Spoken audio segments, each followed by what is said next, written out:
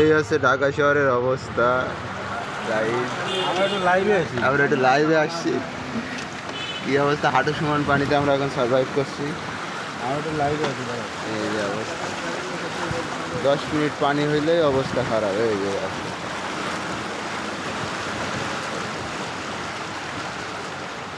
সবাই গাঠি বস্তা যাদের মধ্যে হাতে নেও।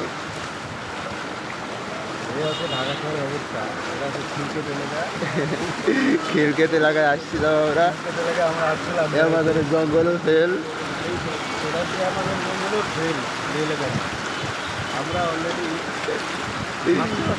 রিক্সা চলছে না, অবশ্যই ভাসতে ভাসতে যাচ্ছে।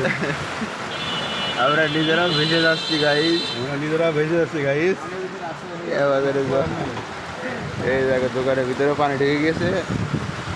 আর কিছুক্ষণ পরে এইখানে রাস্তার উপর বসে বসে মাছ ধরা হবে গাইস। তোমরা সবাই চলে আসবা। 3 কোটি লোকের বসবাস, আর এখানে মাছ বিক্রি করে হবে 1 কোটি টাকা উসুল। ও ভাইরাল হয়ে যাবে।